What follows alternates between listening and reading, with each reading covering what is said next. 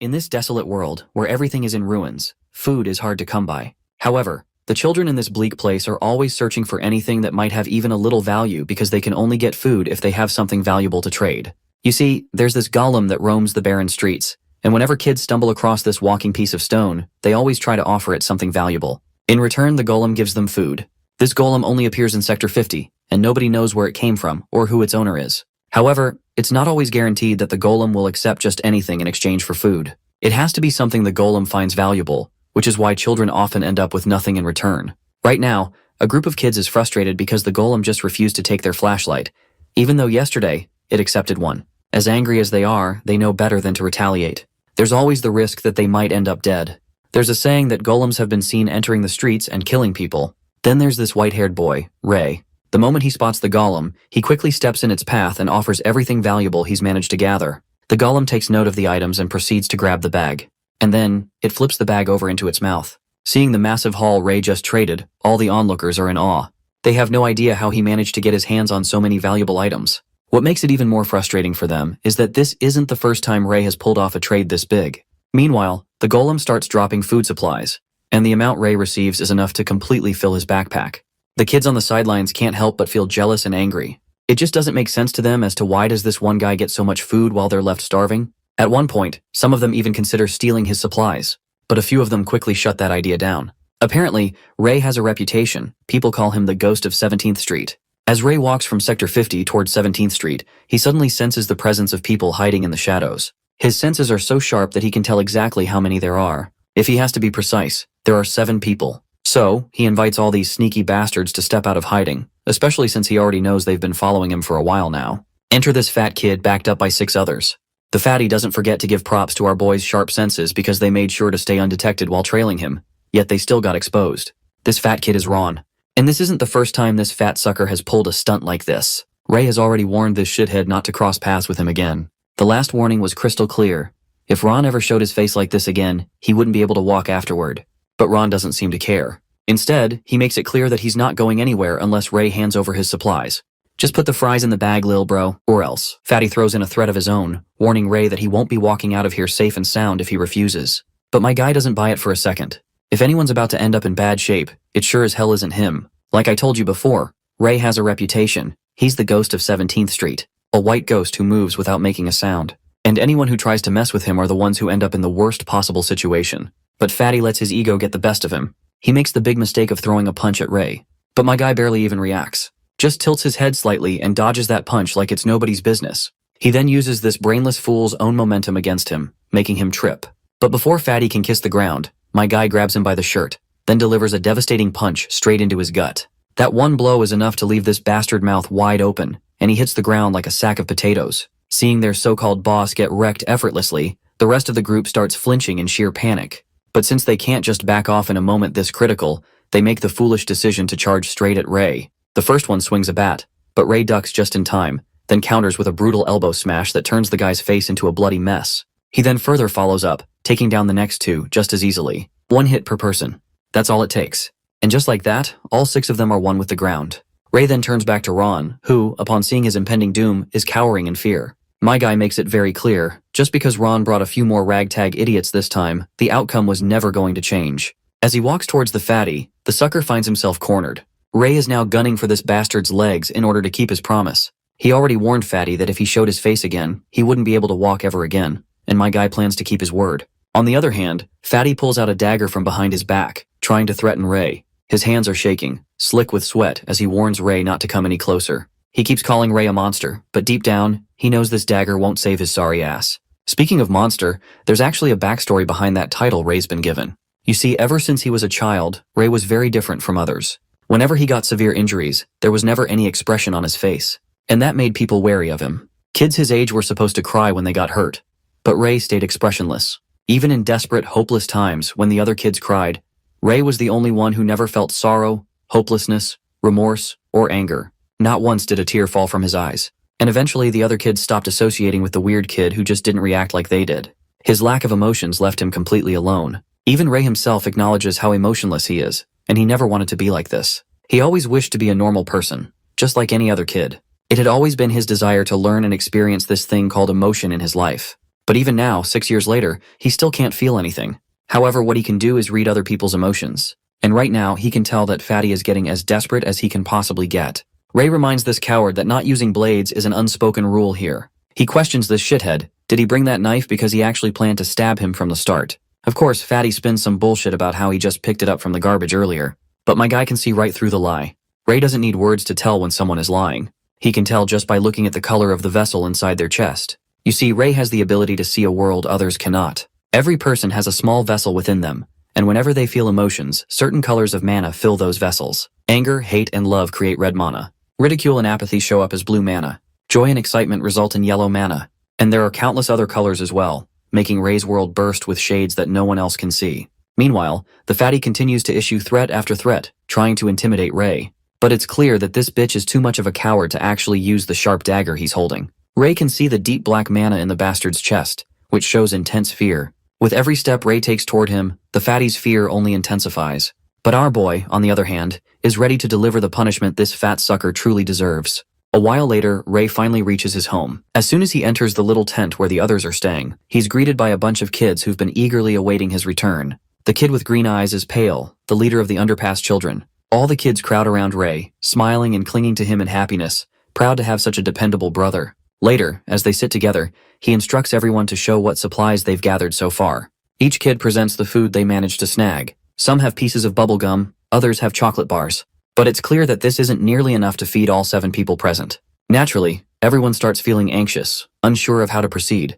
This is then that Ray displays his haul, and seeing the copious amount of supplies Ray is having, all of the kids perk up in happiness. Some of the kids even start thinking that Ray must have stolen all of these supplies from the golem. Well, there's a reason why Ray is the only one who manages to bring back this much food every time he goes fishing. You see, the golem only takes magic items with residual mana. Since these kids can't see mana, they have no way of knowing which items are rich with it. So naturally, they end up with nothing from the golem. Now that they finally have enough food, Pale steps up to split it among everyone. Thanks to Ray, they'll actually get to fill their bellies before going to bed tonight. All the kids line up youngest to oldest. The first to receive their share is Josephine, the youngest among them. While the food is being shared, Ray quietly steps outside. He sits alone, deep in thought, reflecting on their miserable situation. No matter how hard they try, it's never enough. At the end of the day, there's always someone going to bed hungry. He thinks about making a trip to the warehouse, where he might be able to gather a big haul. He wants to support these kids no matter the cost. After all, he owes them his life. For a bit of context, let's flash back to a year ago, when Ray was buried in the snow, slowly freezing to death. It was these same kids who found him and pulled him out. At the time, Ray had already accepted death. He thought it was fine to just fade away in the cold. But these kids saved him unconditionally. They didn't expect anything in return. They didn't care about repayment. But Ray has a principle. He always pays his debts. Whether it's a favor or vengeance, he never leaves it unsettled. As he sits there lost in thought, Pale joins him, reminding him that he should get his share of food too. But Ray casually declines, claiming he isn't hungry. Unfortunately, his grumbling stomach betrays him. Without a word, Pale breaks his biscuit bar in half and hands one piece over to Ray. Just then, rain starts pouring, but it's not normal rain. The droplets are black. It seems to be a common occurrence in this desolate world. There are rumors that this black rain is the result of mages using too much magic. Apparently, mages live in the lower numbered sectors. Pale is convinced that the golem is something sent by a mage. But Ray isn't so sure. He thinks the golem might be a machine. Pale quickly disagrees. He's certain that magic is what keeps it moving. Well, Ray doesn't argue, because he's actually seen the golems using magic with his own eyes. Whenever a golem walks around, it sucks up mana from the surrounding atmosphere, drawing it into its core. That mana then mixes within and is expelled as a black gas. So there's a high chance that this gas is the cause of the black rain. Ray is convinced that there has to be a connection between the black rain and the black gas. That's when he suddenly remembers something important. Without another word, he pulls his hoodie up and tells Pale he's heading out for a bit. Naturally, Pale is against this idea. The rain is too heavy today, so much that even rivers are overflowing. But Ray doesn't care. He has to do what he has to do. And with that, he dashes off, leaving Pale sighing in frustration. Of course, Ray has a solid reason for doing this. You see, when it rains, everyone shelters inside their homes to avoid it. They believe that even a single drop of black rain touching you is enough to make you sick. However, Ray knows he can shield himself from the rain, making things easier for him. Once he reaches 18th Street, also known as Limpfoot Hector's Ration Warehouse, he sees the thugs inside having the time of their lives, playing and gambling. It's clear that Ray knew these idiots would be gambling on a rainy day, which is why he chose today to make his move. Since no one guards the warehouse on rainy days, it gives Ray the perfect opportunity to sneak inside. The place is completely dark, but Ray has a solution for that. Since the air is filled with an abundance of mana with hundreds of colors, Ray begins drawing in specific colors of mana, mixing them according to the right formula, and ignites fire in the palm of his hands. Although he doesn't know the exact principles of magic, he can use it just fine. Still, controlling red mana is a bit harder for some reason. With the light from the fire, Ray starts checking the supply boxes. As he goes through the supplies, a dagger suddenly whizzes by. It's so close it grazes his ear. It seems his presence has been noticed by the bastards inside, and they don't like the idea of some rat trying to steal their rations under their noses. Turns out, these bastards were hiding behind a pillar from the start, almost as if they were expecting Ray to show up. There are 3 of them in total, and they seem to know exactly where Ray is hiding. What's even more concerning for Ray is that he didn't expect these bastards to be equipped with night vision goggles. They throw their daggers again at Ray, but he dashes down, dodging them left and right. Seeing this, the goons with the night vision goggles are baffled. To think that a kid could dodge those daggers in this pitch-black place is just insane. The other goons berate their fellow to aim properly next time, but the poor guy gets rocked with a punch from Ray before he can even throw his dagger again. At this point, they're all bewildered at how this kid can see them in the dark. What they don't know is that Ray can easily see the color of their vessels. Right now, their vessels are glowing dark red because of the rage building inside them. One of them launches another dagger with all his strength, but Ray is already ready to dodge the oncoming strike. By reading the flow of mana from the vessel through the arteries, Ray can predict and easily dodge the blow. Once he dodges, he follows up with a kick to the guy's neck.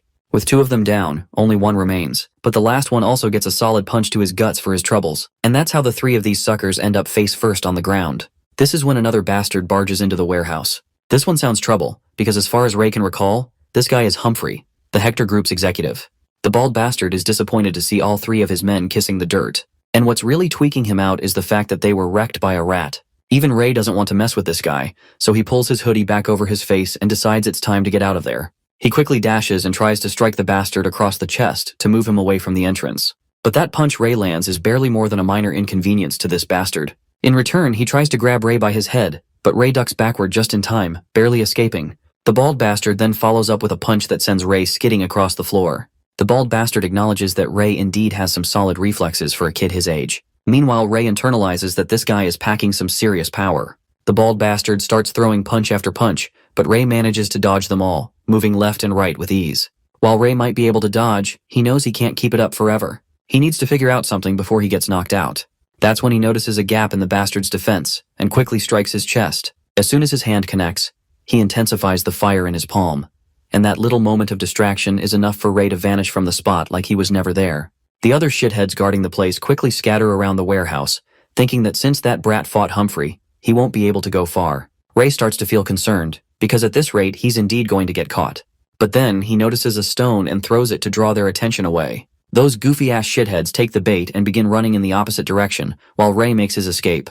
He's finally succeeded in looting the infamous Hector Group's warehouse, but he knows he's dead if they catch him. Though Ray isn't afraid of dying, what he fears is that if he's not around, the kids won't last long in this unforgiving world. Suddenly, the bastards catch up to him, so Ray picks up his speed. But soon he finds himself facing a dead end. Now that he's cornered, the bastards pull out their weapons and tell him to come here and spit out what he stole before they start poking holes in his stomach. Since he doesn't see Humphrey around, Ray feels confident that he can win, so he starts charging some mana in his fists. One of the bastards charges at him, but Ray sidesteps and delivers a solid uppercut to the bastard. Then comes the other guy rushing, but Ray quickly grabs the bastard's dagger hand and produces some electricity, frying the bastard's head and leaving him down for the count. Suddenly, Ray hears more of these guys coming toward him. It looks like they won't stop pursuing him until he's caught, and Ray isn't sure if he can use his magic indefinitely. This is when he notices the garbage bin behind him and quickly takes refuge inside. The bastards also search the area, but they find no one other than a few of their companions, so they continue forward, determined to find him. They can't afford to lose him. With the rain pouring heavily, the footsteps start to fade, which means no matter what they do, Ray is confident they won't find him here. He decides to stay in the bin for the night because if they follow him to the bridge, the kids will be in danger as well. With that, he spends the entire night in that bin. The next day arrives, and he wakes up to the light seeping through the cracks. He hops out of the dustbin, but is immediately exposed by a bastard standing just outside the bin. Ray can tell just by the color of his vessel that this dude is absolutely angry, and our boy isn't sure if he can handle this bastard alone, given he hasn't fully recovered yet. The bastard finally lunges, trying to kill Ray. But that's when my guy also pulls a dagger of his own and swings it at the bastard. However, the bastard evades the attack and swings back at his opponent. While attempting to dodge the attack, Ray loses his balance and trips. This gives that bastard the perfect opportunity to deliver the final blow, but just before the shiny dagger reaches Ray's eye socket, someone shoots the bastard down, killing him on the spot. The bastard behind the trigger is another sassy guy who seems to already know about Ray. This guy is black-haired Niles, the 17th Street boss. He can't help but warn Ray about the dangerously close call he just had. If the gunshot was even delayed for a second, Ray would have been pushing up daisies. Ray, in response, questions him why he is here, since Niles is usually not awake this early. To which Niles says yes. He claims to have heard rumors that Hector's guys were on the prowl. He then notices the canned food Ray is hiding under his hoodie, and is sure that Ray must have swiped the haul under Hector's nose. For that, he can't help but call out our boy for his bold move. Ray in return reciprocates with a thanks, but Niles clarifies that it wasn't a compliment, so there's nothing to feel proud of. Internally, Ray is unsure how to handle Niles. Because people like Niles have emotions so monotonous that their vessels never really fill up, so he can't tell what this dude is even thinking. Niles, on the other hand, warns him to be careful, or else he'll die if he continues pulling stunts like this. There are people he should not be mingling with, and Ray should know better. But for our boy, endangering his life is still better than starving to death. Well, Niles has no room to argue about that, so he just reminds Ray that they're both equal now. Ray saved him once, and Niles in return saved Ray. But Ray claims that he never intended to save him. Ray merely mistook Niles for supplies when he was floating down the river. But still though, the blackhead still can't deny the fact that he ended up living because of this little brat. Still, as far as Ray remembers, he's already been repaid for the favor. In order to provide some context for what they're talking about, we transition a year back in time. There, Ray happened to pull Niles out of the river. Apparently, Niles used to be an executive of the 46th sector, but he was betrayed. Or at least, that's what Niles claims to have happened. Though Ray is sure it's not a lie, especially since Niles was the one who taught him lessons as a repayment for saving his life. This is when Ray brings up the important question. He asks Niles if he can join an organization. If he has to be specific, he wants to join Niles' organization. The only reason Ray wants to join the organization is to keep those kids safe. Niles does not give any immediate response. He just walks away from the scene and stands behind a wall. He then asks an unexpected question, asking Ray if he can use magic. Ray is shocked and questions him how he knows this much. To which Niles does not respond outwardly, but inwardly, he's very intrigued to realize his hunch is right on the money. Initially, he had seen Ray lighting up a fire without a lighter. Ray, on the other hand, continues to question him about how he knew he could use magic. Niles finally speaks, claiming that one fellow magician had told him that there is mana in the air, which is used for magic, and that there are only a handful of people who can detect and use mana. Ray then asks him if his fellow magician also mentioned something about colors, to which Niles does not remember any mention of colors. But his fellow magician did claim that mana is invisible and cannot be seen with the naked eye. This sparks Ray's curiosity even more, because he can clearly see these different types of colors in the air. Ray questions him once again, asking if he might be forgetting some crucial detail. But this only agitates Niles, as he believes he has already told Ray everything he knows. And at this point, Ray is just trying to push his buttons by asking the same thing over and over. Back to the topic at hand. Ray wants to know if his request to join the organization will be approved or not, to which Niles declines his request for some obvious reasons. When Ray inquires about the reason behind this blunt rejection, Niles once again gives Ray the silent treatment. In order to learn the real reason behind Niles' hesitation to take Ray into the organization, here's a bit of background. You see, all the sectors are along the Elton River. If you go up to the river, you'll arrive at other sectors, and you could probably escape the slums and find a better life there. So, Niles believes that it would be too much of a waste for a kid with such abilities to die here. Well, we now know the reason behind Niles' rejection, though he does not say this out loud to Ray. Instead, he simply asks Ray if the thought of leaving the 50th sector has ever crossed his mind. He even offers to help find him a car if he plans to leave this place. Ray, however, simply declines the proposition as he has kids to take care of. But Niles assures him that he is already planning to open an orphanage here, so Ray can leave the kids in his capable hands. He promises to give a better life and make sure they are not dying in the streets. Meanwhile, Ray can't figure out if this guy is bluffing or telling the truth, especially since his vessel color doesn't change at all. Though Ray is not doubting Niles, especially since this guy has always kept his word. Ray then warns Niles about Hector's group, because those guys seem to be preparing to start a war. Ray knows this for a fact because he had seen them receive truckloads of weapons, but it looks like Niles knew about this already. Not to mention, the fact that he just killed one of their guys is a definite declaration of war. Ray reminds him that the people in the stores will suffer if he loses the war. Suddenly, Niles' driver calls him out, reminding him that they should be leaving now. With that, as Niles makes his way inside the car, he reveals to Ray that it's going to be a war zone here, so Ray better find another hideout if he can. Before leaving, he throws this little potion bottle to our boy and tells him to heal his injured ear with this. With that, he leaves the place in his car. We then get back to 17th Street near Central Square, where we meet one of the kids from the Underpass children's group. The kid gets excited to see Ray finally back, but his happiness quickly morphs into worries when he notices Ray injured. But Ray quickly tries to assure the sobbing kid that he just fell, nothing else. While the poor kid wipes his tears off while feeling relieved and happy that he was not into fights, Ray notices this whirlwind of emotions inside this kid. To think that a single person can feel so many emotions at once is something that never fails to fascinate him. He then hands over all of the canned food to the kids and tells her to head to the tent first and also inform Pale that he will be back soon. By the way, this kid's name is Josephine. While the kid walks his own path, Ray turns to the old woman, Viola, and asks her if she told Josephine anything. Apparently, this old woman is blind, which explains why she didn't react when Ray appeared in the scene. She is a storyteller. She responds to Ray's question by answering that she was just telling her about the rainbows. Ray gently cautions the old woman to perhaps not always tell the kids these fantastical stories, because he doesn't want them to develop feelings of inadequacy, and it could make them less content with the streets they are currently living in. But Viola believes that children should be encouraged to imagine and dream beyond their immediate surroundings. Ray takes note of the color of her vessel, and it appears to be purple. But he is not sure what feeling this purple color might represent, because he has never seen this color in anyone else besides Viola. Ray then warns her about the impending conflict that is looming on the horizon, and advises her to consider moving to another street before things escalate. After this little exchange, our boy walks away, while Viola can't help but to notice how considerate Ray is for a child.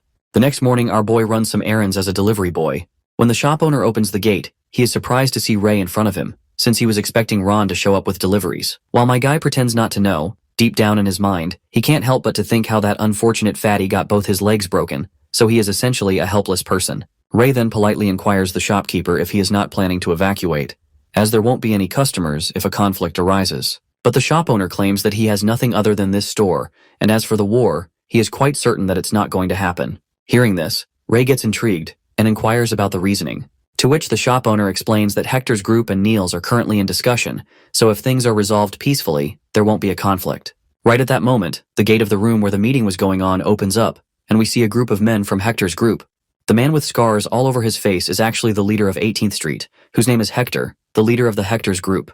My guy quickly pulls his hoodie over his face. Hector, on the other hand, is intrigued by the fact that a child is working in this place while all the adults have fled. He then places his hand over Ray's neck as a gesture of appreciation for the hard work Ray is putting in. He then further gives the little one some coins and tells him to treat himself well. With that, they proceed to leave. But it is then that the bald man Humphrey notices Ray's injured ears, so he quickly turns towards our boy. It doesn't take long for Ray to sense the shift in the atmosphere, so he quickly hides his ear because he knows he has been recognized. But before the bald man can react, his boss calls out to him, telling him to stop standing there idly. Eventually, they all leave the place in their nice car. Meanwhile, Ray knows that Humphrey had recognized the wound on his ear, but he is not sure why that man left without saying anything.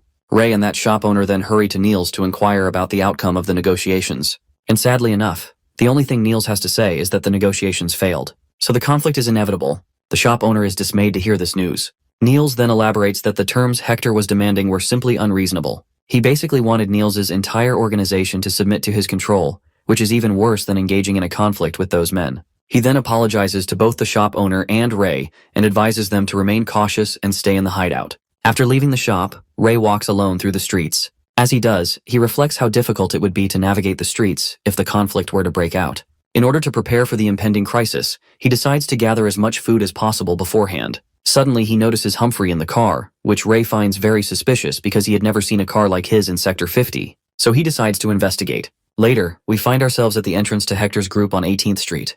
The big boss himself, Hector, is acting as nothing more than a subordinate in the presence of this man who emerges from the car. The man's presence is commanding, and it's still unknown who this figure actually is. The monocle over his left eye only makes him even more stand out. Even Ray doesn't seem to recognize this man. He then takes note of this man's vessel's color, which is dark blue, and calling it black wouldn't be incorrect either. That color resembles the mana of golems when they move. Also, he is curious about the rings around this man's vessel. Not only that, there is a significant amount of mana surrounding the rings as well, and it's as if he is using those rings to contain the mana from escaping. He is certain that that man is dangerous, and he needs to inform Niels about it. The scene transitions to 17th Street, Niels' group, where we can see that Niels' men are also preparing for the impending battle. Ray also arrives there and startles this guard by appearing out of the blue, because he is unsure how Ray even got inside the base. To which Ray states that the gate was open. He then inquires about the whereabouts of Niels, to which the man explains that his boss went out to prepare for the war.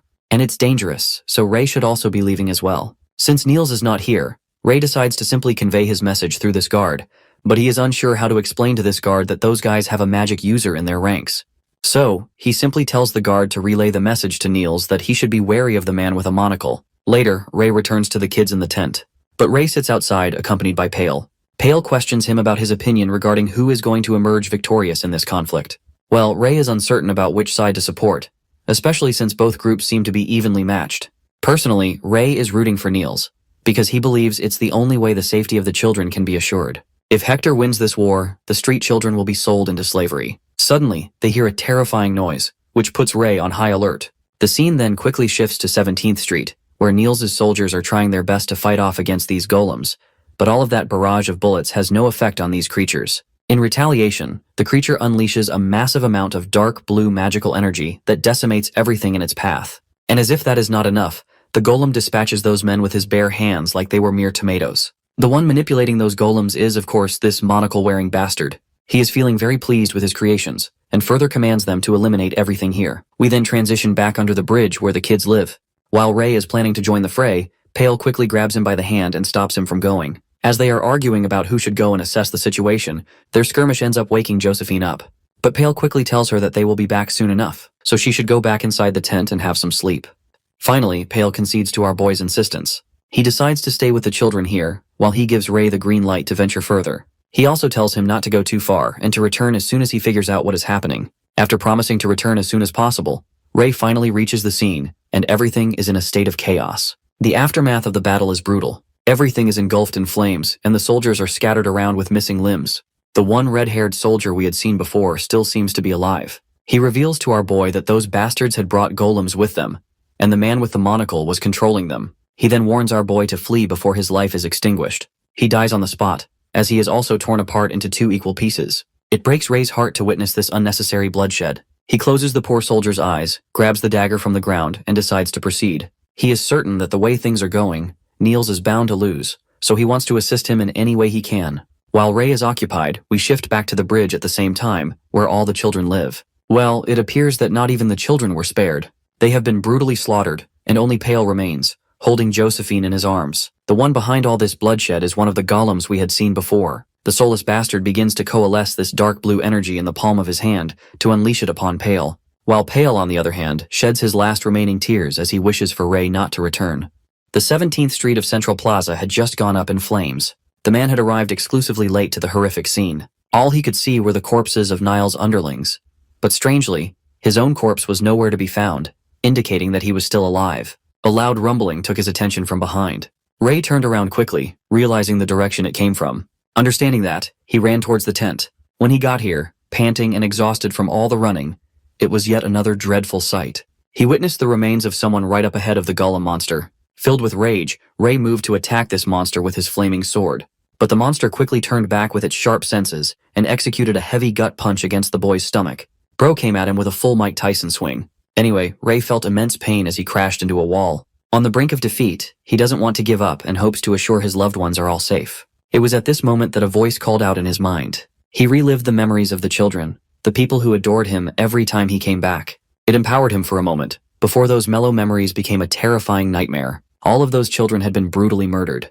Lorraine, Leia, Corden, Miles, Josephine, and Pale were all gone. Ray pitifully denied the reality, reaching out for them. He can't accept the loss of their lives without having to repay them for their kindness. But it matters very little since the silver-haired boy is about to meet his own end here. He hears a familiar sound, the same sound that he heard during a fight. This was the bastard golem who became responsible for ending their lives. And now, it is preparing a blast to end Ray too. These helpless children as well as Niles' men, and even the people in the street. The bloodbath that followed was all because of this monster. Ray took it upon himself to exact revenge no matter the cost. He uses every fiber of his being, every last bit of his energy, pooling it together until he has enough to stand. But Ray's body didn't obey, until a powerful car was chucked at the golem from out of nowhere, sending it crashing away. From inside the vehicle comes out Niles, who rescues Ray. Thankfully, the kid hasn't received any major injuries, but the boy is dreadful and discouraged to share the news of the deceased children. Niles horrifically turns and realizes what went down. He apologizes to the child for being too late to the scene. Ray doesn't want to accept it as his fault. Niles, realizing that the boy is deeply grieving and blaming himself for their lives, hugs him for comfort. As for his subordinates, they're all dead. The one responsible is definitely Hector, who called mages from the outside to kill them all. The question is, what's he going to do now? Niles intends to return to the street in the hopes of scouting for survivors. Before he's about to talk about his next part of the plan, Niles is shot with a damn laser beam right through his chest. Ray's eyes turn to shock as he sees the golem standing behind, having just dealt the final move on Niles. Poor guy's got a hole in his chest and he's still smiling. What a man. Niles collapses in the boy's arms, with Ray despairingly calling for his name. He doesn't even know what happened just now. His heart beats incredibly fast as he remembers training with Niles and sharing all his memories. The boy's heart beats with a vengeance to confront the damning golem who killed off everyone he cared about. The golem aims to kill the boy, but this time, Ray's the one fuming with the thoughts of killing everything in his path. Black rain poured. There was loss, defeat, and guilt. But more than anything, what Ray wanted the most was to escape from this horrifying nightmare and wake up to correct everything. But this was just the reality he could do nothing about. The golem pointed its hand towards him, aiming to finish the boy. The boy in response does the same, his powers charging in a bright red. Both of them prepared their one final attack and at last released the two beams. The destructive beams collided with each other, but one thing was different about Ray. He was an emotion, not a robot. He had reasons and emotions to fight for. That's why his attack became overwhelming for the golem. The fiery storm of hellfire erupted and engulfed the creature, reducing it to nothing but rubble. By the time his attack ended, molten remains were carved into the earth's flesh. Next, the boy hurried to try and help Niles to wake up. He didn't want him to die no matter what happened. Interestingly, Niles was still breathing his final moments. He is in extreme agony and never thought he'd get a peaceful death. But the last thing he expected was that he was going to die today of all things. Reflecting that he's got no reflections in his life, Niles calmly accepts that he accomplished a lot from where he started off. But he made the mistake of struggling much later in life than he should have, which makes him regret and feel guilt about the situation. Niles was just around the boy's age when it happened.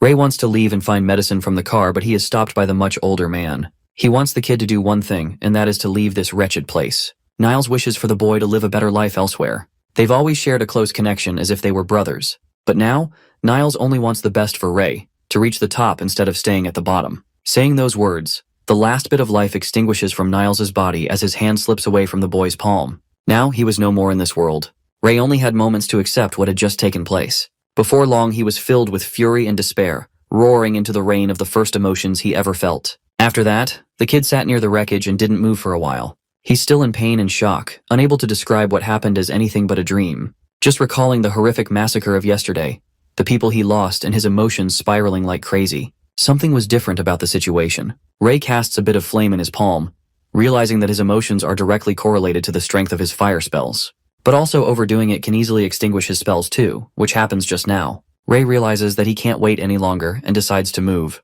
The deceased bodies of his loved ones have all been cared for. His next mission is to exact revenge, no longer caring about the moral consequences of his actions. Back to the 17th Street, the pile of bodies are being collected. Everyone now knows that Hector won by a long shot, and that everything here will get so much more difficult from now. The scumbags make fun of Niles for not accepting their offer. Ray's already here, having located his targets with a knife in his hand. Suddenly, he's grabbed by someone from behind and instantly swipes the man's throat clean with a single slash. But that slash wasn't deep enough to kill this guy, and he tries his best to reason with the kid. Ray doesn't care about who he's fighting, as his only goal is to annihilate the entirety of the Hector group as a whole. He slashes the hell out of this guy's body, giving him a shock to the system. He can't fathom how this kid is even stronger than he was before. If he doesn't respond properly, Ray's going to beat him decisively and end his life. So he willingly allows himself to get stabbed in the shoulder, which is a shock to Ray. But this moment is met with an equal trade-off as the man hammers Ray down with a powerful punch. He understands how foolish and reckless the boy is for risking his own life for revenge.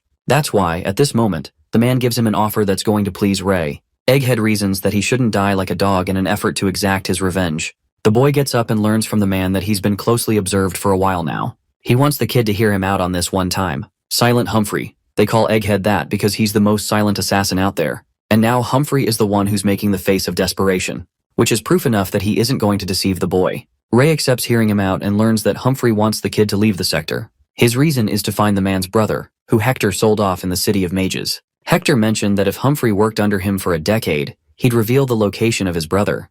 That's the sole reason he's been working for him.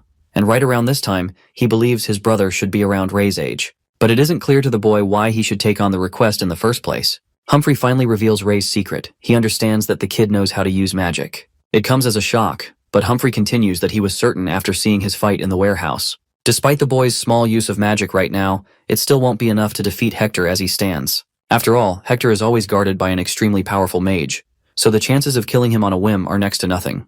The pitch-black mana emanating from that mage is fearful enough. Humphrey describes this image as a demon. On the off chance that someone from their side tries to betray them, that mage freezes them entirely. Humphrey vividly recalls a guy suffocating to death with a bowl of water placed around his head. That mage is just too powerful, extremely powerful. That's why he wants the kid to leave this place for the time being, so that he can exact his revenge much later in life when he has the chance. Ray can't deny Hutmari's rationale after all. He's yet to learn magic and only used it by what he assumed was right. If he's fighting an excerpt mage, he's going to have 0 chances of winning that encounter.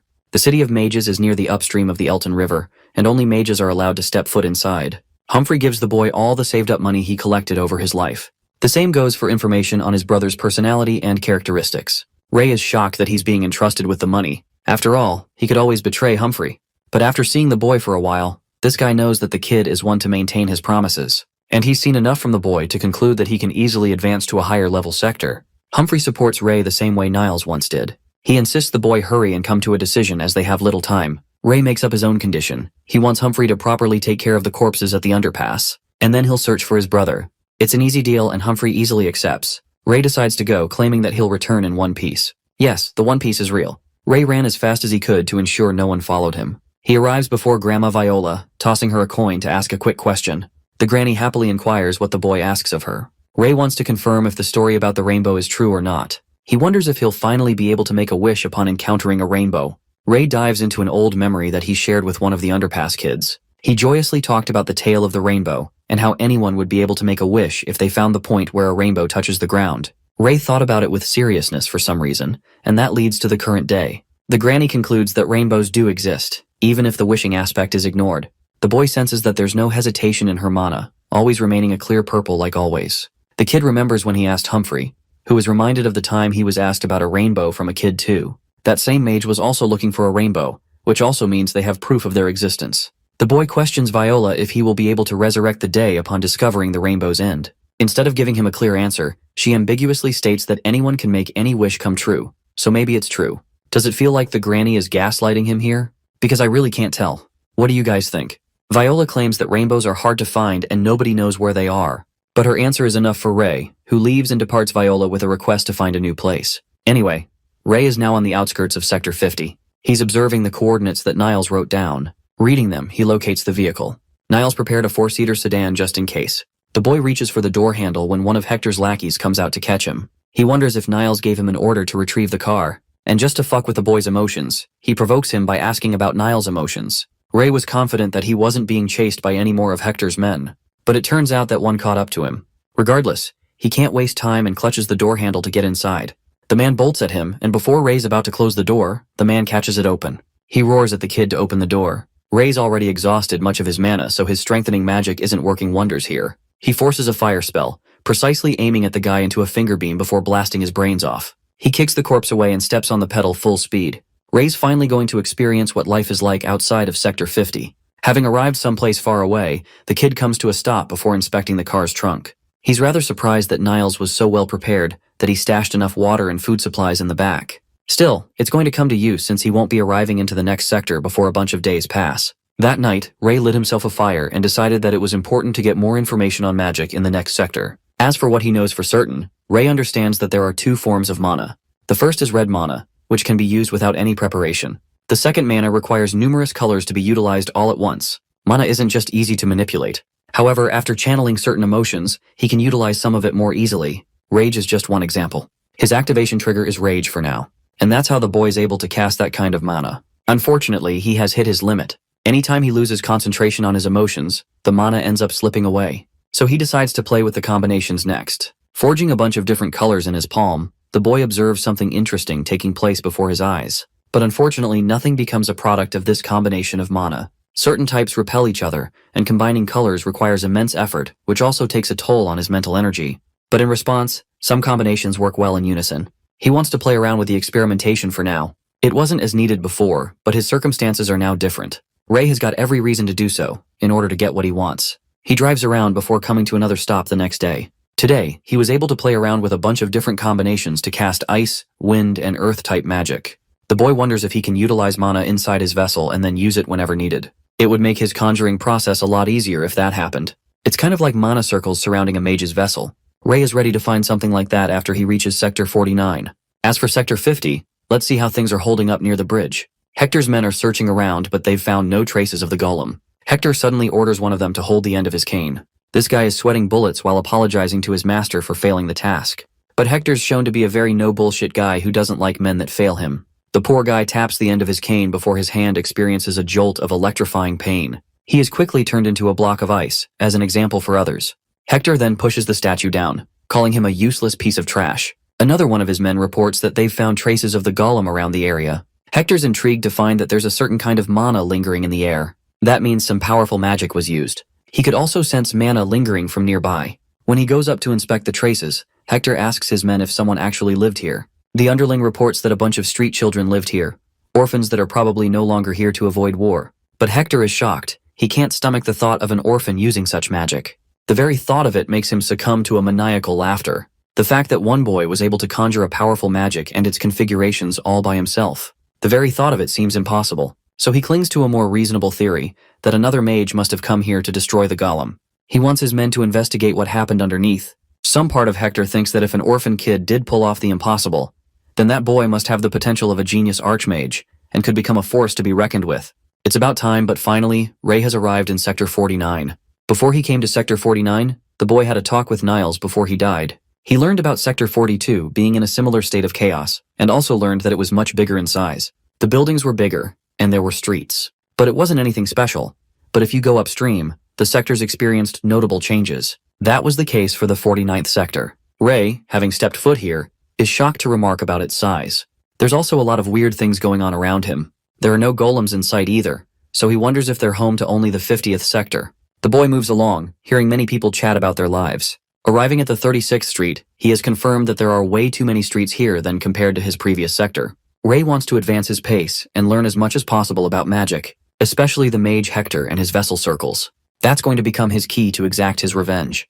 Then there's his objective to look into the prismatic colors and the city of mages. Not to mention that he has to get a job to acquire money. While he's got the money from Humphrey to survive for a while, this journey is going to need more than that. Ray suddenly spots a bookstore in front of him. The Veronica bookstore, the name itself is enough to draw the boy's attention. But he's never known a bookstore and doesn't know what it means. Recalling one other conversation with Niles, the boy learned about many things from him. He learned how to read for the most part, so he's eager to explore this bookstore. Inside, he sees squares filled with letters to label them. Ray hasn't ever known about something like this before. Suddenly, one voice calls to him. It's a red-haired girl who accuses him of breaking the window and stealing her books again. She's seriously annoyed that this guy has shown up to steal from her again. But Ray doesn't know why this damsel is in distress, or why she's accusing him. He learns that the books are the items inside the store. The girl emphasizes her point and orders him to leave. He can see a plethora of colors emanating from her. Emotions of excitement, joy, discomfort, and annoyance. The boy wonders if it's even humanly possible to feel so many emotions all at once. She's out here screaming at him like a madwoman, while Ray is questioning what she's ranting about. The boy calls her a weirdo, which gets on her nerves as she becomes supremely angry and tries to remind him of her father's status. Ray doesn't want to deal with a problematic child, so he leaves on his own. Back to the streets, he sharply observes a bunch of kids looking at him with a cautious gaze. The boy understands, because he's a stranger who's just entered their sector after all. Ray now understands that this part isn't any different from what happens in Sector 50. Back to his car, he collects his thoughts. Ray has explored a bunch of streets, and yet he ultimately failed in searching for something related to magic. He wants to invest his search into wider areas tomorrow, until he hears something nearby. It's the same kids again, and they've come here to beat him up. Ray isn't surprised, and senses 4 of these guys from his car. The kids all draw near until they reach the door handle. Their intention isn't to kill, but to knock him out without any noise. They also want to snatch the car keys and steal the food. But before any of the kids can make a move, Ray shatters the window and takes down one of them with ease. With one guy down, the rest are startled. Ray jumps out to target the blue hoodie kid. He knocks the kid out with one swing across his chest. That's 2 down. The third kid attempts to kill Ray with the full swing of his metal pipe. Unfortunately, he greatly underestimated his opponent, as Ray catches the pipe with little to no trouble and tosses it away. The boy, now intimidated, orders Ray not to draw any closer. Ray, on the other hand, fearsome as ever, instructs the children to hold their teeth shut. Then, he proceeds to beat the ever-living shit out of them until they're reduced to a sorry state. After the beating, he questions how many streets these kids own. The kids go all quiet, until Ray uses a forceful tone to demand an answer from them. With his hands crossed, projecting fear over the goons, Ray repeats his question. The beat-up kids look miserable. They can't even look at Ray straight. Seeing as they refuse to answer, our boy demonstrates a little more force. He singles out one of the goons, and the fool immediately cracks under pressure. He confesses that they have control over 3 streets inside Sector 49 in total. Ray presses for specifics, and the captive lists streets 23rd through 25th as their territory. In his chest are mana colors indicating anxiety, uneasiness, and fear. Those are telltale signs of a liar, and liars get their hands stomped out. As Ray mutilates the goon's hand with his foot, the other two watch in fear as blood paints the ground. After getting some good old-fashioned torture done, Ray turns his attention to the other two. Locking onto the meeker and more weak-willed goon, Ray seems a little too good at interrogations. This time, he did not need to cause any pain. The goon just swears to tell the truth and nothing but the truth in fear of what might happen to him. According to him, they run 14 streets with 52 members in total. Their leader goes by the name Kedrick, and their base is an abandoned factory. Ray is not expecting these kids to run 14 streets. They are bigger than he initially thought. He orders the goon to raise his head and introduce himself. With a voice crack, the goon stammers his name, Neshu. According to this rat, the boss ordered them to beat Ray within an inch of his life and steal whatever food, money, and supplies he had. The boss also shared a warning, saying that he is always watching everything. Hidden in Ray's blind spot, the fourth hidden goon makes his move. He jumps from the car's roof and aims a blade at Ray's back. Unfazed by the incoming threat to his life, Ray's mana boiled and stirred. He manipulates the blue wind mana, knocking the ambusher away without even lifting a finger. On top of that, the wind kicked a lot of dust in the air, blinding the knife-wielding goon. The next thing you know, he's out like a light with 2 clean hits to the face and body. Ray slowly steps in and watches as the ambusher bleeds in agony. He grabs the sneaky fucker by the hair and lifts him up like he weighs nothing. Ray wants these goons to go back to their boss and return the threat. He can see everything too. After that little incident, Ray continues researching Sector 49. Just like in his home sector, the people here don't know about magic at all. He also learned about books and bundles of paper with all kinds of written information inside. If there are all kinds of books, there are bound to be ones about magic, right? While he quietly traverses the streets, some unremarkable side characters invite him to a less crowded place. Ray's defenses instinctively come up, but the side characters assure him that they did not come here to fight. When asked if they belong to the same group as the kids that he trashed the other day, the trio truthfully answers that they are. Side character number 1 is quite impressed that a single person can beat Anthony, Horn, and Melber half to death in such a grand fashion. The boss shares the same sentiment, so he wants to meet with Ray. Side character number 1 pulls out a note. Unfortunately, the 3 of them cannot read at all. They are ordered to say exactly what's written on the note, but none of them are literate. Running out of patience, Ray swipes the note out of their hands to read it himself. As he skims over the short note, the side characters look at him like a mystical being. Given that he can read, he might as well be. In their gang, only the boss and someone named Waver can read. The note was simple and confident. It is an assurance that Ray will never starve if he works for the gang. After seeing the note, he turns to the useless side characters and asks how they go about picking their boss. Just like most groups in the lower sectors, the process is simple.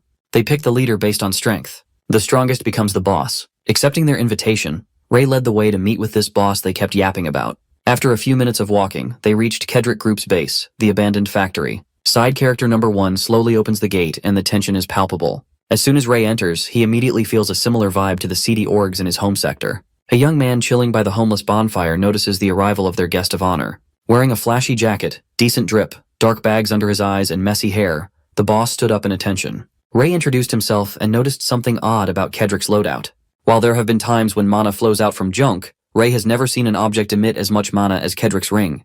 The boss sits back on his throne and offers the opposite seat to Ray as a valued guest. Ray did not have to look back to feel the murderous glances the goons were shooting him. He is not fazed by all that, though. Kedrick is just making sure to assert dominance on his home turf. For such a young boss, his leadership is surprisingly proficient. Seeing Ray stay calm under pressure, Kedrick is impressed with his nerves of steel. When asked where he came from and what the deal with the car was, Ray answered truthfully. As soon as he says that he came from Sector 50, the goons were taken aback. None of them had ever heard of someone coming up from Sector 50 before. They have heard of people coming down from above, but never the other way around. Kedrick makes his men shut their traps with a wave of a hand. He's become even more fascinated with Ray and his story. The kid is more than qualified to enter their organization. Kedrick then explains that he is planning on eventually joining a bigger org. They are in talks with a super famous org from Sector 45 known as Merc Red. They have drafted an agreement to get absorbed into Merc Red's ranks once they reach 66 members. For Kedrick and any random street rat in Sector 49, that is enough of a reason to join the gang. It is an opportunity to raise their status after all. While Ray is quite fascinated by the agreement and the idea of joining an org, he can't completely buy into it because he refuses to work for someone weaker than himself. Upon disrespecting Kedrick to his face, the atmosphere in the abandoned factory shifts. Kedrick's smile vanishes. With crazy eyes staring Ray down, he asks if this kid from Sector 50 just called him weak. Ignoring the rising tensions, Ray explains that strength determines everything where he came from. Leaders are judged by their power and not by how well they talk. One of the goons interjected to curse Ray out. Kedrick's hand, wearing the ring, swoops in to grab the goon's neck, tightening it close to the point of crushing. The boss is lashing out, and he hates being interrupted by underlings who speak out of turn. The goon pathetically apologizes while he is being terrorized by a psychopathic boss. From where he is sitting, Ray can clearly see the colors of strengthening magic coiling around Kedrick's mysterious ring. No matter what angle Ray views, it does not seem like the murderous boss is using magic himself. That ring is the only thing even remotely magical in this decrepit place. Getting bored of the violent display, Ray asked one of the goons when the tantrums were going to end. Quietly considering his options, he reckons that he can break that ring if given the chance. Fortunately, he didn't have to make a move as the ring's power slowly died down on its own. With Kedrick's calmer personality taking over again, he released his underling from the painful chokehold. He scratches his head and innocently apologizes for getting a little too heated. These sudden shifts in emotion are not normal at all. Now, they can discuss what Ray meant when he insinuated that he's stronger than the org's current leader. All they have to do is test that thought, right? When Ray doubles down on his insults, Kedrick's throne zooms past inches from his head.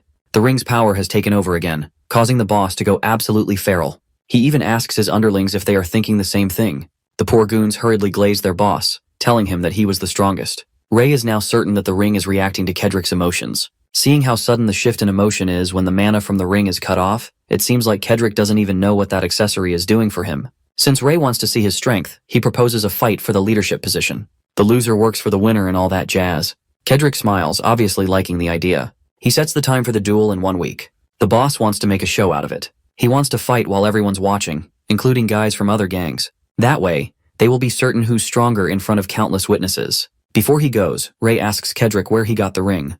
The boss playfully promises to let Ray know the answer to that question if he wins. But given how heavy the stakes are, Kedrick won't let something like that happen.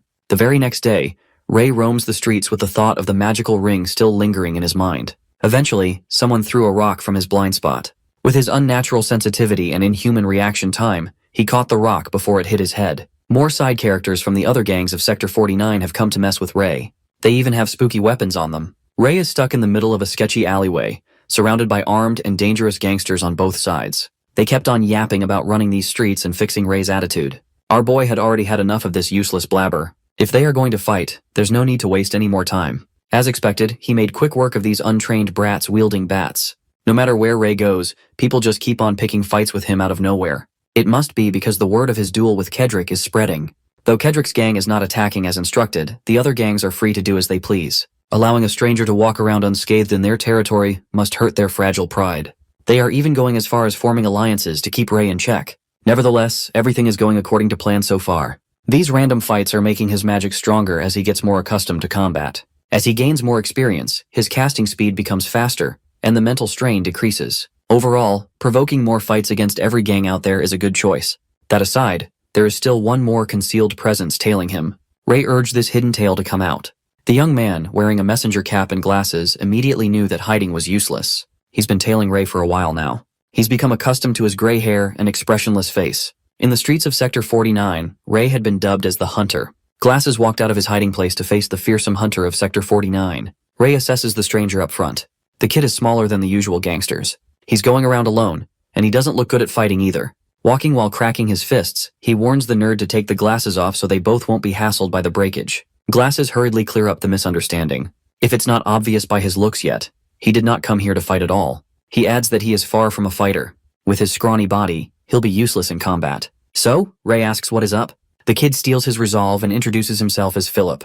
And scrawny Philip here has an offer for Ray. After hearing his spiel, Ray decides to follow Philip for now as they traverse the slums of Sector 49.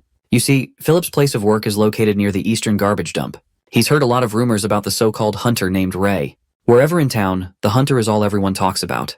It seems like Ray earned such a menacing nickname after crushing multiple groups of gangsters by himself. After a few more minutes of walking, they finally arrive in front of an unremarkable building. Philip opens the door, and the harmonious sounds of community, commerce, and cooperation hit Ray like a ton of bricks. The place is huge. Philip formally welcomes Ray to his business venture, the Philip Hotel. Ray estimates that there must be over 100 people inside right now. More accurately, they have 186, including those working outside. Ray also realized that everyone here has something in common. It looks like every resident will have a hard time if they join another more violent group.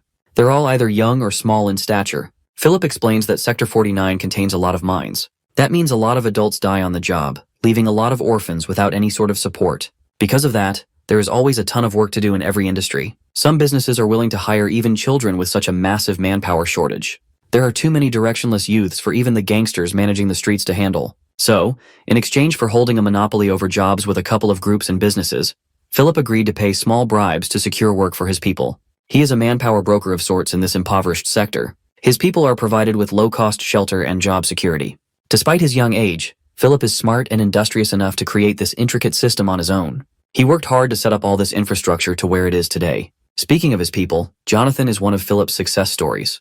The kid has a job where he doesn't get beaten every day, he has a community to support him, and he's on time with rent. Philip, the ever-attentive and thorough broker that he is, takes note of everything needed. He forgot that Ray was beside him, and his hands just subconsciously reached for his notepad and pen. Since the hunter seems pretty curious about the hotel management books, he offers to let Ray have a look. Quickly riffling through the pages, Ray finds a page dedicated solely to him. It is filled with notes that Philip has written down while tailing him. Upon realizing that Ray could actually read, Philip felt awkward and a little fearful. Owning up to the rudeness of being so nosy and sneaky, he apologizes. He knows it's not an excuse, but he genuinely just likes observing people. That makes him the complete opposite of Ray. Much to Philip's surprise, the hunter seems chill with everything, insisting that there's no need to apologize. Philip can finally breathe with a sigh of relief. Walking deeper into the hotel, the two arrive at the last room all the way inside. The security guards posted up on the door saw Philip and shot Ray a puzzled look. They insist that they can't just let anyone in. But when they hear that Ray is the notorious hunter leaving a trail of gangster blood on the streets, the guards coil back in fear and shock. Finally, Philip welcomes Ray to his humble abode. He has a better home than 99% of Sector 49 residents. When Ray first heard Philip's yammering, he thought the kid was a con man. But he seems for real. Philip insists that he never lies. In his line of business, his credit is the most important thing. You can always earn back money, but once credit is lost, earning it back is extremely difficult. For a kid the same age as Ray, Philip sure is wise. When Ray asks about the proposal Philip raised earlier, the nerd trembles with uneasiness and anxiety. He swallows his uncertainty and raises his head to meet Ray's eyes with his clear gaze. Philip extends his hand and offers to become business partners with the hunter once he beats Kedrick and becomes the new leader of the gang. Ray quietly digests the offer, his eyes looking at the mana swirling in the young man's chest. He notices that Philip has less black mana of fear in his heart. In its place is the golden light of courage. This proposal only works if he wins. And while Phillips can't exclude the possibility of losing, he firmly believes that Ray has a high probability of winning. When asked why, Glasses simply answer that he is betting on a hunch. As he said before, Philip likes observing people. He likes studying behavior and habits to get a good idea of what a person is like. For example, he noticed that whenever Ray speaks to people, he has a habit of lowering his gaze down to their chest instead of their eyes. My boy is not a perv. He's just reading mana. Philip doesn't know the reason, so he theorizes that Ray must have some kind of trauma regarding people's eyes or faces. Anyway, it's pretty clear that he has a good eye for observation. Fascinated by this, Ray asks if he noticed anything else. He desperately wants to hear about other habits that Philip noticed. Off the dome, Philip lists out a couple more. He observed that Ray always steps with his right foot when turning a corner. He might be subconsciously preparing for a possible enemy encounter to keep his right hand ready to counter. Philip rattled off a few more highly detailed analyses of Ray's little quirks. Even he was impressed at how extensive every read was. Up until now, people have viewed him in a superficial fashion. They called him scary. They said something was not right with him. They said something must be wrong with him. He was the cold and expressionless boy that creeped everyone out. Even now, aside from anger and sadness, he can't say he knows how other emotions feel. This fated encounter with someone like Philip feels like a hint as to how he can grow emotionally as a person. Meanwhile, Philip is busy listing Boss Kedrick's quirks in hopes of helping Ray's chances of winning. Kedrick is prone to emotional outbursts in combat, while Ray is methodical in dismantling an opponent with thorough calculations. It's a good matchup. Before Philip can give his conclusion to sum everything up, Ray has already accepted the proposal. The payment and the finer details can be left for Philip's team. All Ray asks for in his new business partner is to take it seriously, even though that's already a given. He also has another condition. It seems like Philip has access to a lot of connections. Connections mean information, so Ray needs him to find something important. 2 days after finalizing the deal, Ray is back in his camp, getting his car checked out for repairs and maintenance. His mechanic is curious about Ray coming from Sector 50. Looking at the state of his vehicle, it would be believable if he claimed that he crossed a desert. Based on the fact that Philip sent the best mechanic they have, Ray is being taken care of properly. When the mechanic asks Ray to pass a wrench and a 6mm nut, Ray uses wind magic to gently lay it down beside the man. He's been constantly practicing precision control, and the increased finesse is apparent. After a few more minutes, the repairs are done. Except for the engine overheating, there wasn't much to tinker with. The mechanic replaced the coolant with something way better, so it should serve Ray fine from now on. Mr. Mechanic secretly brought the most expensive replacement he could find from the shop where he works, so there should be no vehicular problems in the near future. People in the hotel constantly go out of their way to go above and beyond when it comes to Philip's requests. He's their savior after all. Without Philip, most of them would be out of work, and that's why everyone tries their best to pay him back. As nerdy as squirrely Philip is, you can't deny his popularity with his people. Before leaving, the mechanic hands Ray a note written by Philip. Since it would be hard to memorize a whole message, Philip wrote it down. Finally, the enthusiastic mechanic left with all his equipment and tools in tow. Back in the office, the last request Ray raised was his need for information about mages. Philip had heard about people who could use magic before. He promised to gather information on anyone that's even the least bit suspicious. Given Philip's extensive web of information, it shouldn't take too long. And just like he promised, the nerd delivered quickly. He got a ton of information Ray can work on in just 2 days. The first on the list concerns Wolfman, a 42-year-old baker in 2nd Street. Witnesses swore that they saw the guy carry a heavy bag with one hand. Probably nothing. Next is Kenny Store's clerk Andrew from 8th Street. He ate dry wheat bread without wincing. Definitely sus. He might be the throat goat. Upon skimming through the list, Ray's hopes of finding a clue about mages and magic started dwindling. But then, a line of text catches his attention. A lead that can be worth looking into and confirming. Just to cover his bases, Ray still checked out the people least likely to be related to magic. He crossed out ordinary people who were just a little weird but didn't possess the chest rings indicative of magic power. After exhausting the list, Ray was left with one last lead. It listed an incident where a steel pipe fell from a roof in an empty shopping district. The suspicious figure is a man in his 30s or 40s. He is often seen going between above and underground with food in hand. That day, a strong wind blew, strong enough to knock the steel pipe out of its trajectory, as the man narrowly avoided an accident. He did not appear surprised or shaken by the supposed near-death incident in the slightest. Even Ray is convinced that there is a high likelihood of this man being a mage. On the way to the shopping district, he finds himself in a familiar area.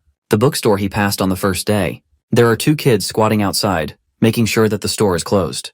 These 2 have been throwing rocks at the windows every day, tormenting the owners and slowly forcing them to stop operating their business. Ray overhears them discussing getting double pay if they can push the store owners to sell the property. They can just throw rocks at the 2nd floor this time. Stop targeting the store and start messing with their home. That way, they can torment and force the owners out. When one of the kids moves to throw a hefty rock, the 2nd floor window swings open, revealing the fiery young lady yelling at the rock throwers. She heard everything they were saying, and she was pissed to the high heavens. The young lady curses at the kids, screaming at them to get out. Ray sees the yellow light of courage and conviction swirling in her chest. However, her heart is overrun with the black mana of fear. Even the kids can see that she's just acting tough. Her words are harsh, but her body is trembling. Without warning, the kid finally threw the rock. Thankfully, his aim sucks, and it hits the wall. Nevertheless, it shook the young lady. It is widely known that the bookstore only has kids and some sick old people inside, so they are an easy target. Fighting through terror, the young lady continues acting tough and yelling at the unruly kids. The 2 little psychopaths continue swarming her with rocks, this time deliberately aiming for her face. Just as Ray is about to step in to prevent any serious harm, he is shocked by the brilliant light he's never seen come out of anyone else before. The young lady extended both her hands as mana danced around her palm. A chaotic wind intercepts the incoming rock, protecting her from a direct hit. The psycho kids were taken aback. Their rock fell back down instead of messing up the girl's face. While holding back her tears, the young maiden tending to the bookstore reveals her true magical nature. Ray has been looking far and wide only to find a mage by pure coincidence. The psycho kids' dullard minds cannot comprehend what just happened. Chalking it up to their imagination, they try to attack again. Ray is certain that he just witnessed his first concrete clue about magic. It came from a young woman visibly shaking and trying to act tough in front of bullies. The psycho kids work in unison with rocks in hand. This time, they are doubling the firepower for assured destruction. Not expecting continuous attacks, the young lady is left stuck in the window like a sitting duck.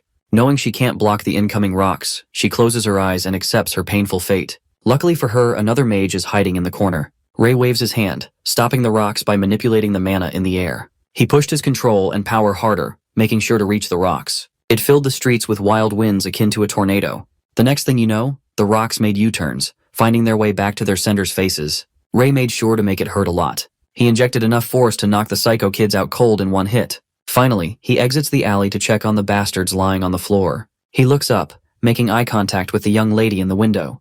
It's been a while, but their second meeting is a lot more interesting than the first. Ray gave the psycho kids more beating, targeting their arms and legs to make sure that they didn't cause any more unnecessary trouble. The young lady invited Ray in to formally thank him for the timely help.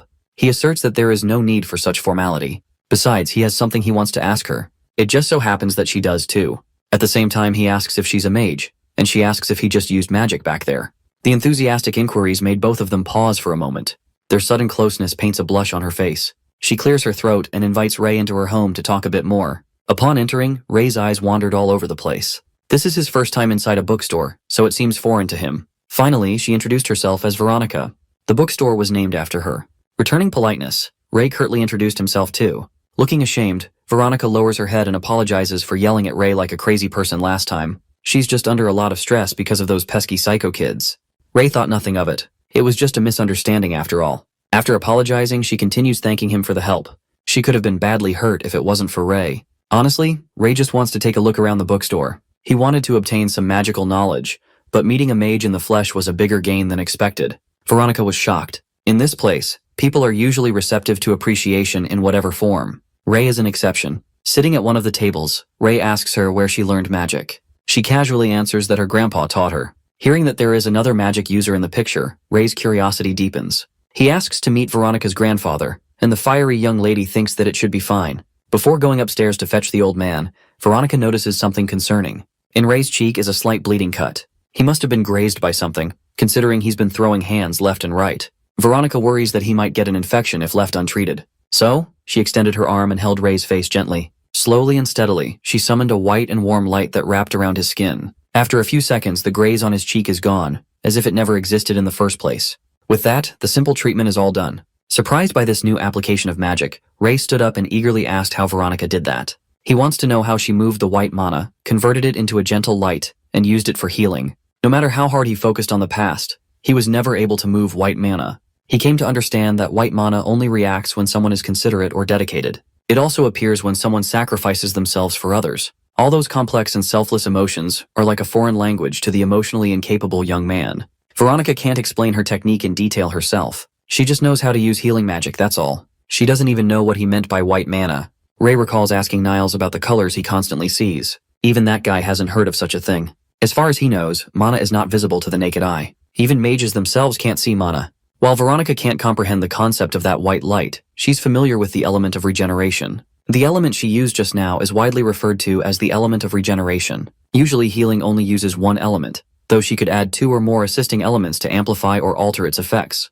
There are over 20 types of elements out there if you just count the naturally occurring ones. If you count the more specific and abstract elements, such as amplification disturbance, manipulation, and more, there have to be at least 100 different elements. Just listening to Veronica's thorough explanations has widened Ray's horizons by quite a bit. Perhaps talking with her grandfather would give him more clarity. Unfortunately, her grandpa is sick and can't get out of bed most of the time. Still, Veronica wants to check on the old man to see if he's awake and can talk with Ray. While she runs up to the second floor, Ray is left to wander the bookstore by himself.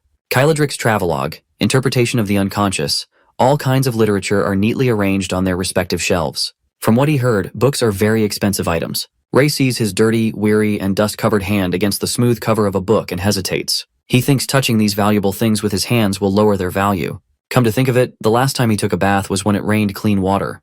That was a long-ass time ago. This dude smells musty. He's gotten used to his own smell, so he doesn't feel discomfort when faced with bad odor. But now he's concerned that others would. Veronica definitely got a whiff. Maybe she has a bad nose, or she's just politely tolerating Ray's stank. Letting his eyes wander once more, he finds himself on a table filled with books laid out like journals. One of the covers caught Ray's curiosity. The Study of Elemental Distribution by Sector is a book about the expansion of black rain. Veronica comes down the stairs and is scared by Ray, who was lurking right behind her, and he whispered to her that he's still here. She thought he left because she took too long upstairs. She is embarrassed and figures he was looking around the store while she was gone. He asks her if she had any books about magic, as he could not find any. Veronica asks him if he can read the titles, and he shocks her by telling her he can, but he did not find any books on magic. He asks her how her grandfather is doing, and if he can meet him. She tells him he is resting, if he could come back tomorrow. He agrees, and as Ray is leaving, she asks him why he wants to her grandfather anyways. He tells her he is looking for the prism as he opens the door to leave. Ray is sitting in a cafe reading a note which has description of a man in his 30s or 40s, leaves his apartment for an hour between 7 and 8 p.m., comes back with food and lives across the cafe. This information was given to him by Johnny. While he is looking at the note, Johnny appears with a free meal and gives it to Ray. She tells him it's on the house and it's her honor to serve him as he is the hunter. Ray thanks her and asks her if the info she gave him is accurate. She tells him it is, as she has been noticing this man's routine for a while now. Johnny is called back by her boss, who is mad at her for slacking off. It is 6 p.m. and Ray has to wait another hour for the mystery man to leave his apartment, so he thinks he should wait. As Ray finishes his meal, the man leaves his apartment, and Ray sees the red aura around the man, and he thinks this is his time to get the information he needs. He sprints across towards the man's door, thanking Joni for the food, and finds that the door is locked as expected. Ray knows he cannot turn around, as he thinks for a solution. His rainbow mana flows into the keyhole and opens the door for him. Ray is surprised because he didn't know he can do this. He wastes no time and starts to look around for information. He reads a note that man was writing, which states that he might have been kicked out of the 66 organization. He also mentions something about a red bloodstone being stronger than he expected it to be in the letter. Ray opens a box and feels a sensation. He sees red stones in the box with red mana flowing out of it. He thinks the red stones are similar to the stones on Kedrick's ring, however the mana is easier flowing and stronger. He puts the stone on his ring and creates the brightest red fire he has created yet. As he is doing that, he hears the man returning, surprising him as it has not even been 15 minutes yet. The man enters talking to himself about the how he forgot his wallet, that he is getting old, and that why his boss abandoned him. Ray looks on hiding behind a door. The man grabs his wallet, and as he is about to leave, he remembers he had forgotten one more thing. He creeps behind the door Ray is hiding behind and looks at him with glaring red eyes, saying he forgot to rat poison. The man stares at Ray, who is hiding behind the wall with an evil look in his eyes, claiming he needs rat poison too. He asks our boy if he thinks he did not know that Ray was hiding there. Ray whips out his sword and slashes it across the man's face. The man is taken aback while he is bleeding because Ray cut his face. The man is mad that a kid, not even an assassin, cut his face and the blood is going into his eyes. Ray thinks this is his opportunity to control this guy and get information out of him. As Ray goes on for another strike, the man stops it with his bare hands with red mana flowing out of his hands. Ray is surprised how this man used mana to stop himself from being cut, as the man calls him names and tells him it's disrespectful to point a knife at adults. He says he was going easy on him as he thought Ray was a kid, but claims he will kill Ray given how strong he is. As he goes on to attack Ray, Ray also stops the man's attack with red mana in his hands. The man is surprised how he can do it. Ray thinks he remembered the colors, patterns, and ratio and copied it to defend himself. Ray blocks the man's attack by copying him. The man is surprised as he was the one who created the metallization technique and how Ray copied it. He goes on to attack Ray in anger and Ray overpowers him, causing multiple cuts on his body and face. The man realizes that there is an assassin who can copy magic but did not think that the assassin would be a kid. The man thinks Ray was sent by his boss to kill him and retrieve the red stones. He gets mad and all of his body is taken over by flame. He tells Ray to tell his boss will be visited by Walter the Blood Eye soon, and his boss will regret abandoning him. That is, if he makes it out of here alive, as he wants to burn Ray down and make his boss acknowledge him. Ray knows this situation is dangerous, as Walter's mana is spinning intensely, leaking out of his blood vessels. If he didn't use his mana to protect himself, he would have been in trouble. Blood Eye, covered in flames, challenges Ray to try to kill him again. He attacks Ray and he blocks his attacks with rainbow mana. He asks Ray how long he plans to play defensive. Ray knows he cannot get close to the man as he is surrounded by fire, but his defense will not last forever. Ray thinks he has to extinguish the flames before he can attack the man. He surprises the man by surrounding him with water and using 2 magic techniques at the same time. Ray prepares a water attack and charges at the man with full force. Walter, while getting hit, realizes he might not be the assassin. Ray defeats him and starts bleeding from his nose, thinking these are the effects of him using magic at full mental capacity. He believes his magic has become faster and easier. But if Walter felt so strong for him, he cannot imagine how strong the man with the monocle is. He believes he needs to get stronger in order to carry out his revenge and knows he has time to do it. He regrets not getting all of the stones as he did not know things would turn out this way. After defeating Walter, Ray returns to Veronica's shop, who kindly greets him and welcomes him in. She notices Ray has changed his clothes and asks what happened to his old clothes.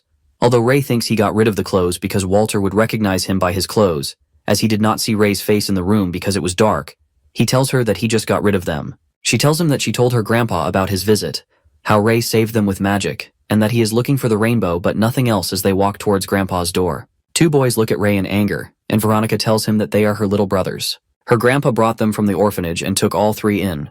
Ray asks her if it was to teach them magic. She gasps and asks him how he knows that. Ray tells her it was a guess, as she told him her grandpa teaches her magic.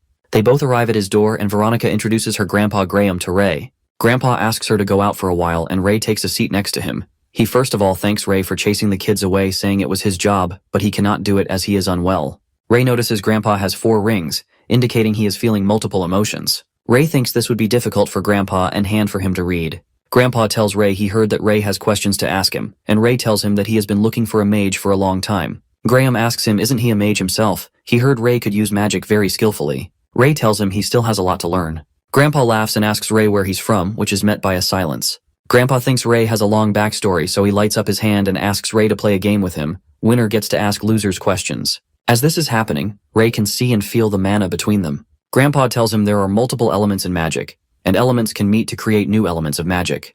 He created an element of maintenance which would stop external factors from interfering between them. Ray surprises Graham by asking what is the other element he is seeing, as he can see two colors. Grandpa thinks a regular mage could not have identified this in his lifetime, yet Ray did, and questions his luck as he went to so many orphanages to find talent. But now that he does not have long to live, true talent is sitting in front of him. Ray asks him what this other element is, and Grandpa tells him he will have to play the game to get answers. Graham created a sphere. Whoever pulls the sphere to them using magic, he gets to ask the questions. He says he'll put it closer to Ray to make it fair. Ray barely gets his hand up and Grandpa already caught the sphere. Ray is in shock, thinking he is fast. He asks Ray where he learnt magic, who answers he is self-taught.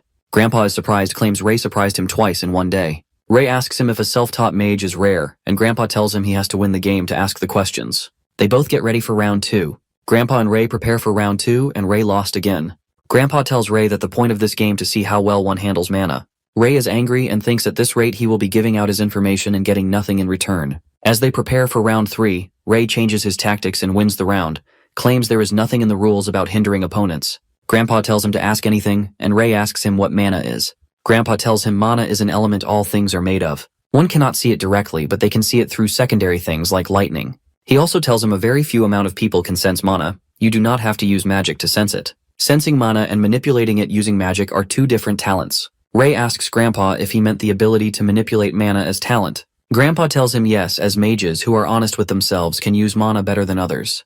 They go on to another round and Ray wins again. Grandpa is surprised by how the element of maintenance is the most difficult to perceive, but Ray is figuring it out in real time. Ray asks Grandpa what the rings around the hearts of the mages are, and he tells him they are vessels for mana. Depending on the character of the mage, these vessels collect and refine mana in the air and distribute them as elements. Ray asks him if these vessels make the mana easier to use. He is told yes, and besides that, if mana is used from the air constantly, this could cause mana poisoning.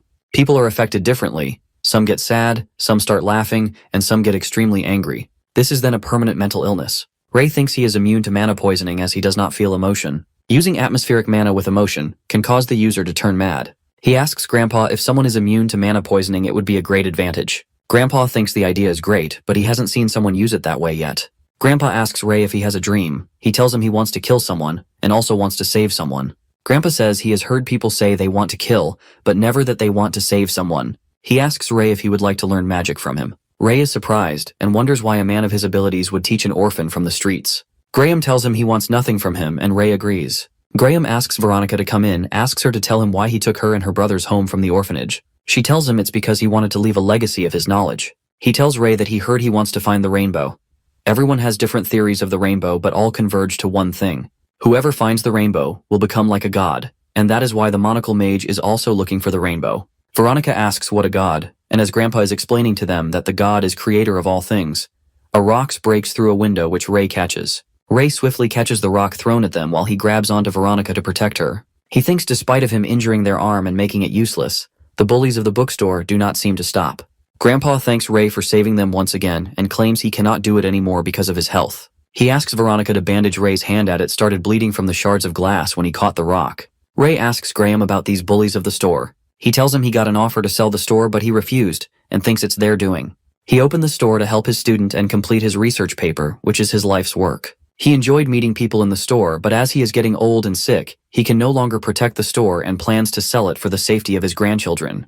As he says this, Veronica starts crying and arguing that she does not want him to sell the store or fade away. Grandpa is sleeping and Veronica is on the floor with Ray standing next to her. She tells him about Graham's sleep disease. His hours of sleep will keep increasing till he is no longer able to wake up. Right now, he can only stay up for 2 to 3 hours a day. She asks Ray to come tomorrow as Graham will be up for a few hours. Ray wears Veronica's raincoat, which fits him perfectly. Before leaving, he tells her not to worry as everything will go well in an attempt to comfort her. Ray heads out to look for the bullies of the bookstore on the 8th Street. This area belongs to Jeffer's gang. He believes those kids also belong to Jeffer. He thinks they are all hiding because of the black rain, so he has to switch up his plans a bit. He needs to find Phillips first as he connects all the gangs. He can arrange a meeting with Jeffer. Ray goes to meet Philip and runs into Cedric's gang. He sees Cedric beating someone up in the container. As he breaks down the down to confront Cedric, he asks Ray what he's doing in there, and if he also has business with this guy, pointing towards an injured person.